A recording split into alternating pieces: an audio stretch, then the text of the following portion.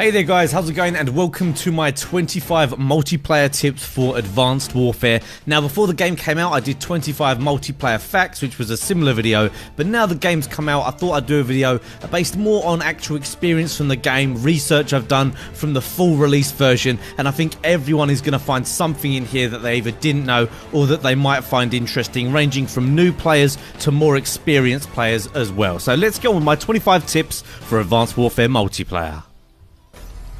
First off is something that might seem obvious to some of you that know this already, but that's when your minimap indicator in the top left hand corner pulses red, that means you've been hit by a sweep of the UAV. Now this is useful to know. If you don't hear the audio cue for UAV coming in, you realise that UAV is live by the fact that this pulse is red. And also just a little tip is to be sure to keep as mobile as possible when this is going on. The more time you spend moving, the less chance the enemy is going to have of locating your player. Number 2 is the fact that equipping flak jacket will not only obviously reduce the impact of explosions on your player, but it also allows you to cancel cooked frag grenades. Now if you actually just fire this off normally, it's quite powerful, but if you change your mind, as long as you've got flak jacket equipped, you can actually cancel that cooked nade by pressing the switch weapons button. Next up is the fact that Boost Slam will allow you to get to the ground quicker than normally just jumping or floating down. Now this isn't always the best course of action, but it can save you and actually save you a lot of time if you're trying to save time or get out of the line of fire, get out of the line of sight. Now to do this you just press the crouch button, so I'd recommend using tactical to do this because it's just a simple click of the right stick. Now although this is actually a really good way of quickly getting to the ground, in that kind of scenario you might need to do that, you have to be careful and make sure that you're not going to use your weapon as soon as you hit the ground. Reason being, if you do the boost slam you can't use your weapon straight away. So although this is a very good way of getting out of the line of fire, just be a little bit aware of your surroundings and make sure you don't have to shoot as soon as you hit the ground.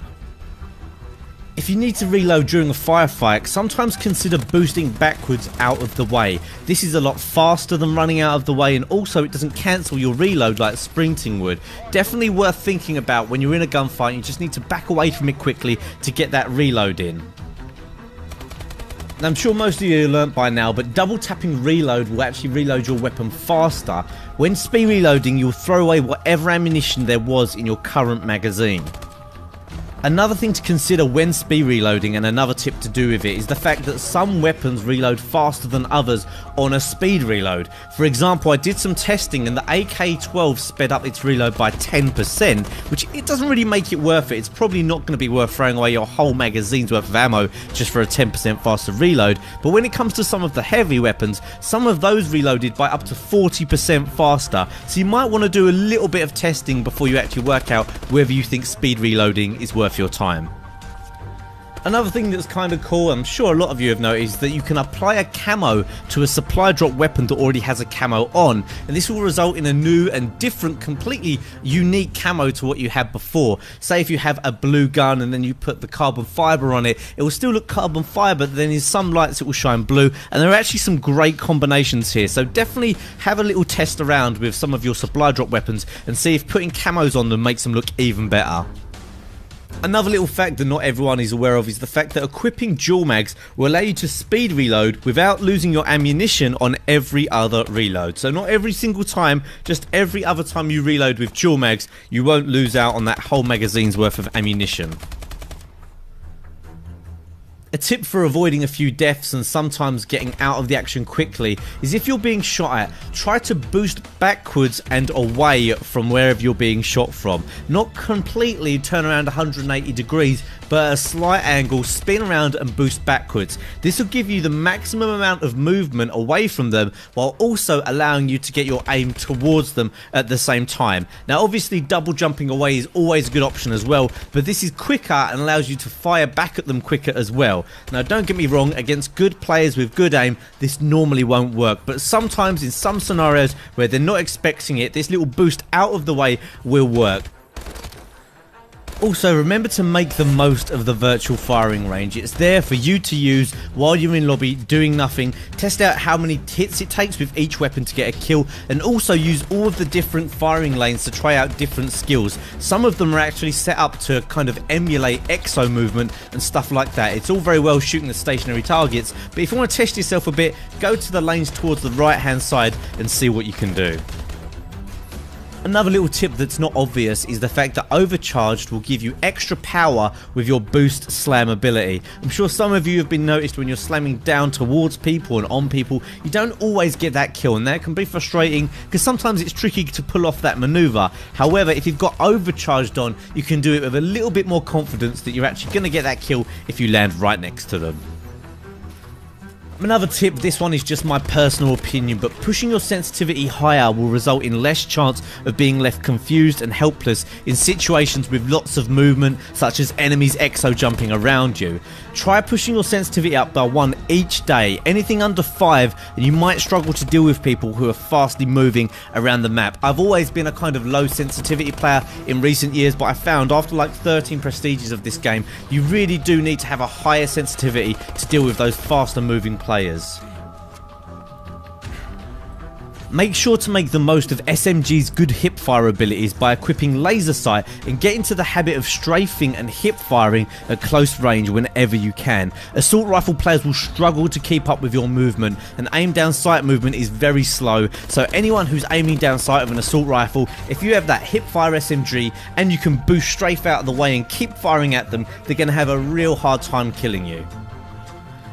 Another little thing that's been in Call of Duties before but's worth mentioning for anyone that doesn't realise, and that's that your idle sway can be reduced by either crouching or proning in this game. Now, idle sway is the movement that your gun makes while aiming down sight, and this is particularly strong in the sniper rifles in this game. So if you like to snipe a lot, it's sometimes worth just crouching. If you've got a nice spot, maybe crouch or even possibly go prone to reduce that idle sway and make getting shots on target a lot easier. When it comes to movement, something not a lot of people realise is that if you haven't used your exosuit in a while, you've got the ability to boost twice in quick succession and negate that 2 to 3 second cooldown that it normally has. This can be a little bit unpredictable, however, but it's worth keeping in mind at the start of the match especially, and sometimes if you need to get out of a tricky situation, just try that quick boosting twice instead of waiting. It might just work if you haven't used the exo ability in a while. Now in testing I found that it's normally around 6 seconds of non-use of the exo, however it was a bit inconsistent, so you might want to play around with this one yourself a little bit, but it's very important at the start of the round especially to know that you can boost forward twice in a row without taking any pauses. Now with the ability to jump on roofs in this game very easily, it's worth keeping in mind that hugging walls will keep you out of the line of sight of players up high and allow you to get the flank on anyone who's above. So although you have to watch out for people up high, make sure that you hug that wall near them so that they don't see you as easily. Now although footsteps in Advanced Warfare are at an all-time low, exosuit usage is very audible.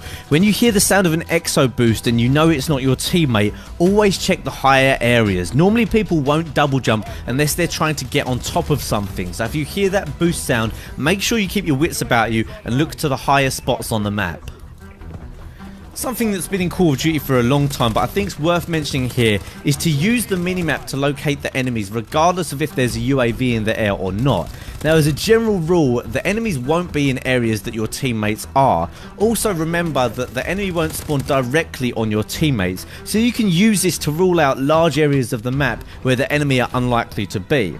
Now saying this, it needs to be kept in mind that this game's very fast movement means enemy locations are more unpredictable than ever, so never completely rule out a possible enemy's location, but just remember to play the percentage game and think where they probably are and then play towards that. Now if you've decided to undertake the camo challenges, it's very difficult to get long shots sometimes. One way to get around this is by playing hardcore game modes where players only have 30% health. This means they'll drop very quickly at range, making it easier and quicker for you to get those long shot kills, as well as help out a little bit with the headshots. Be aware that some of the exo abilities will actually cause your player to glow. For example, using an overclock will cause your player to glow yellow, and using stim will cause them to glow green. Exo abilities can be useful of course, but you might want to reconsider which ones you're going to use if you're going for a stealthy game style. Stun grenades are often forgotten about and can be extremely effective in objective game modes, but are barely used. Equip one of these for momentum or hardpoint, even domination, to give your opponents a really tough time whenever you fire them at them. Now we all know the Bal 27 is already strong, but something not a lot of people know is that it increases its rate of fire the longer you hold down the trigger. This makes extended mags and scavenger extremely useful attachments for the already strong weapon, and if you're firing at someone at range, just try holding down that trigger rather than starting the whole burst all over again. Another interesting fact about the weapons is the fact that the IMR assault rifle has no horizontal recoil whatsoever. Normally most weapons will recoil up and down and side to side a bit, but this one won't recoil sideways at all. This means with a red dot sight or a target enhancer, it can be extremely accurate and you can just keep firing at people without worrying too much about a big recoil pattern. Now, an underestimated weapon in my opinion is the EM1 direct energy weapon. This thing has incredibly accurate hip fire, so if you actually pair that with Gung Ho, you can have loads of fun just sprinting towards objectives and firing off the laser. You can actually get some really good results with it. Obviously you don't need to have any ammunition with this, it can overheat but it never runs out of ammunition, so it's just something that's worth a try if you want to try out something a little bit different that's actually quite good and quite a lot of fun. The final fact is something about another weapon, although I don't want to give away all of the weapon information as I'll be doing that in my custom weapon videos, but it's the fact that going into lockdown mode with the XMGs not only increases accuracy but massively increases damage. So if you're going to be actually going for something like momentum or hardpoint, consider using overkill and having these as secondary. Get set up in a certain position, bring them out, put them into lockdown mode by pressing left on the D-pad, and you will absolutely chew through people if you can manage to get the first shots off. So although they do seem a bit ridiculous and crazy, put these things in lockdown mode in the right position and you can actually have some really great results. So that's it for my top 5 multiplayer tips for Advanced Warfare. I hope you enjoyed this video. Of course, if you haven't already seen my previous videos, check them out. There's an annotation on screen to some more of my Advanced Warfare content. If you don't mind smashing that like button if you've got this far in the video, I would really appreciate that. It really helps me out and only takes a second. And that's it for now, guys. I will see you next time.